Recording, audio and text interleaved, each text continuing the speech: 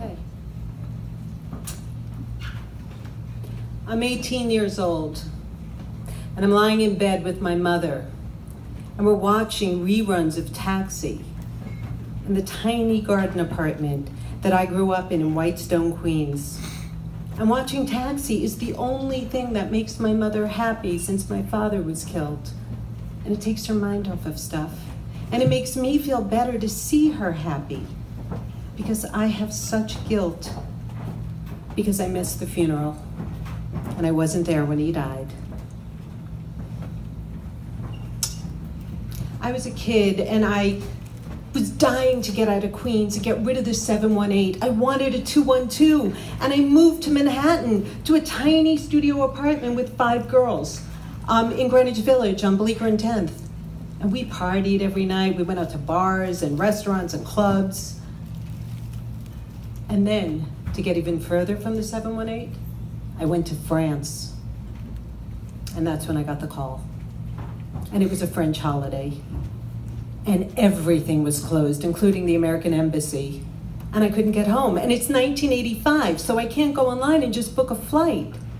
And in the Jewish religion, we bury the dead the next day. So I missed the funeral. And I come home, and I have such guilt that I moved back to the 718 to be with my mother. She was with my father for 36 years. She's never been alone. She doesn't even know how to open a can of soup. And the only thing that makes her happy is watching Taxi. She thinks Jeff Conway and Tony Danza are adorable. She thinks Danny DeVito is Meshuggah and hates that his name is Louis because Louis was my father's name.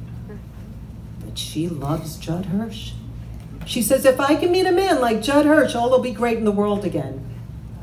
And that's when I came up with the big idea. I'm gonna get Judd Hirsch from my mother and all will be right in the world again. It's perfect. I mean, think about it. I can move back to the city and he could take care of her. But how am I gonna find Judd Hirsch?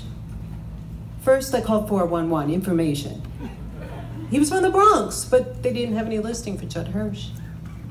Then I called the TV station, but it was reruns, so they didn't have his information. Then, the following week, I'm looking in the paper, and I see an ad for a new Broadway show called I'm Not Rappaport, starring Cleavon Little and Judd Hirsch. I immediately got a ticket for myself. I went to the previews the next week to 45th and Broadway to the Booth Theater, and I came with a bouquet of flowers and a picture of my mother with her phone number on the back. And I sat in the balcony all the way up top in the last row. And as soon as they were taking their curtain call, I ran down the stairs and I went to the backstage door. And there was a crowd, and they all had playbills, and they were waiting for autographs also. And I stood next to this nice couple from Indiana, and I told them what had happened. And they said, don't worry, when he comes out, we'll take a picture with you. Great. First, Cleavon Little comes out, and everyone runs to him to get an autograph. And then, there he is, the answer to all my problems, Judd Hirsch. And I scream on the top of my lungs, Mr. Hirsch, my father was just brutally murdered and my mother loves you. Would you go out with her? And I hold up the picture. And he walks towards me and he puts his arm around me and he says, I'm sorry to tell you this, but I'm happily married right now. My heart sunk. And I went back to the subway, and I got on the 7 train back to Queens, and I didn't have a plan B. A year later, my mother started getting it together, going for manicures, getting her hair done, playing canasta with the ladies, and going to singles dances at the local temple. And she met a man named Harold Kale, a carpet installer from Valley Stream. And they fell in love. And I fell in love with Hal because he moved in and he started taking care of her. And I got to move back to the city. Hal had a mother who's 99 years old named Pearl in an old age home in the Bronx. My mother calls me And she says, "You're not going to believe who we ran into at the old age home." "Who, Ma?" "Judd Hirsch was sitting in the cafeteria having a cup of coffee." She went up to him and she told him, "Mr. Hirsch, you were so important in our lives through such a difficult time." And he knew and remembered the story and said, "I met your daughter at I'm Not Rappaport."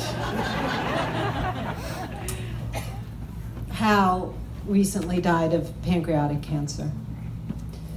And once again, she's alone. And I can't move home. I'm an 845 now. And I have a life up here and a family and dogs, and I don't watch TV anymore, and Taxi's not on the air anymore. And she's alone. And I feel guilt again. I'm not making this up. Last week, I was reading the newspaper, and there was an ad for a revival of I'm Not Rappaport, starring Ben Vereen and Judd Hirsch. And I got tickets. And Mr. Hirsch better be single now. Thank you.